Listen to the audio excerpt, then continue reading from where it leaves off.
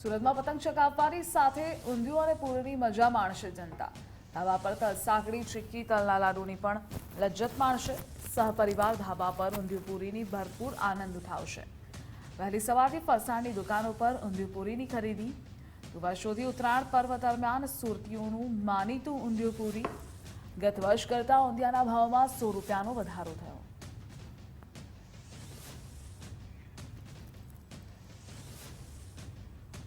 વર્ષોથી ઉત્તરાયણ પર્વ દરમિયાન સુરતીઓનું માનીતું ઊંધિયું પૂરી છે, જેની આજે તે લોકો મજા માણશે। ગત વર્ષ કરતાં ઊંધિયાના ભાવમાં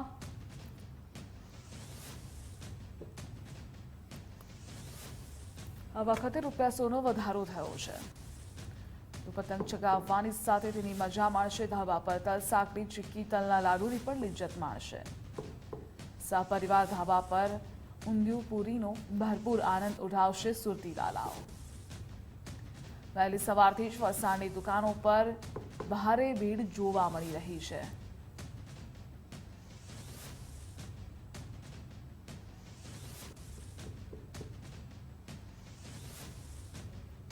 તો આ વખતે ભાવમાં પણ વધારો જોવા મળ્યો છે।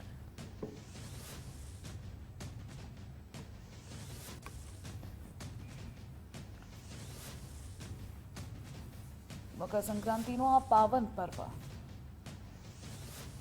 જ્યાં લોકો ધાબા પર ચઢી ઉત્સાહ અને ઉમંગ સાથે પરિવાર સાથે ઉજવણી કરતા હોય છે, તો આ સાથે ઊંધિયું પૂરીની મજા પણ સુરતીઓ માણશે। વહેલી સવારથી જ દુકાનોમાં ભારે ભીડ જોવા મળી રહી છે અને ગત વર્ષ કરતાં ઊંધિયાના ભાવમાં આ વખતે ₹100નો વધારો પણ નોંધાયો છે। તો પતંગ ચગાવવાની સાથે આજે સુરતી લાલાઓ ધાબા પર તલ સાંકળી ચીક્કી તલના લાડુની પણ લજ્જત માણશે। સહપરિવાર ધાબા પર ઊંધિયું પૂરીનો ભરપૂર આનંદ ઉઠાવશે।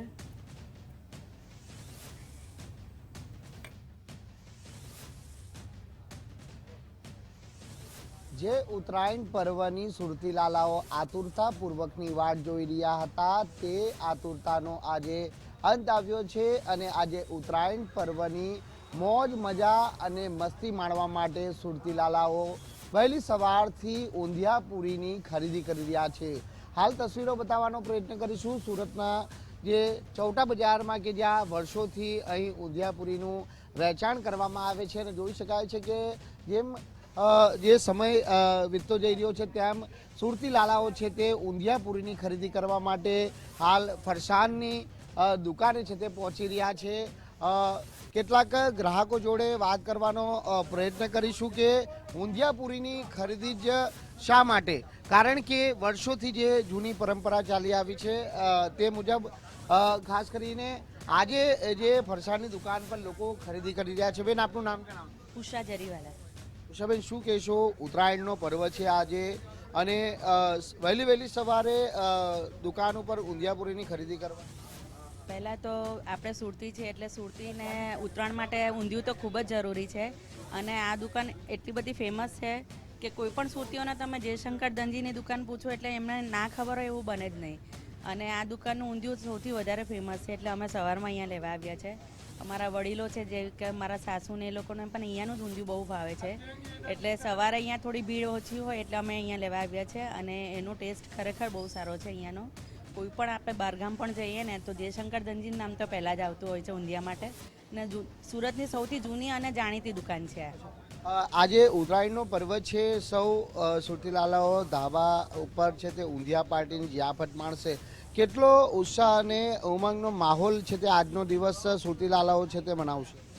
આજે ઉત્સાહ તો સૌથી વધારે હોય છે સુરતી લાલાઓને, અને સુરતી લાલાઓ ધાબા પર ના જાય એવું તો બને જ નહીં।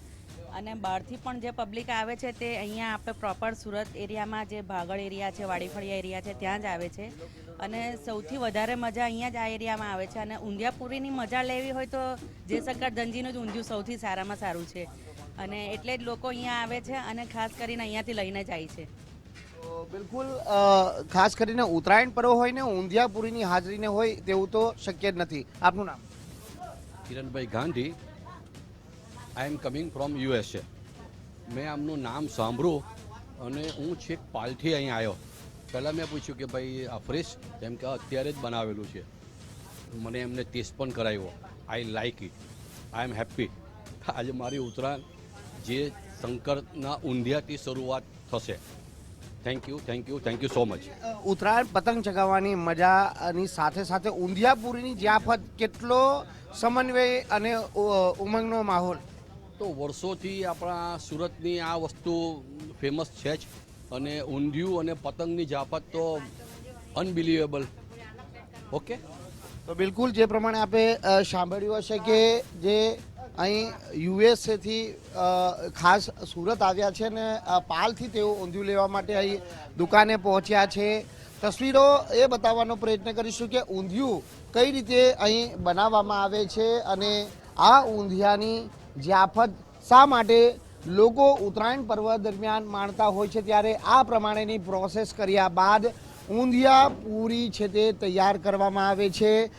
જે તૈયાર થયેલું ઊંધિયું પણ આપણે બતાવવા માંગીશ કે હાલ અહીં ઊંધિયું તૈયાર થઈ ચૂક્યું છે, કરવામાં આવી રહ્યું છે. જો કે ગત વર્ષની સરખામણીએ ચાલુ વર્ષે ₹100નો પ્રતિ કિલોએ ભાવ વધારો કરવામાં આવ્યો છે, જેની પાછળ કારણ છે શાકભાજીના ભાવમાં વધારો.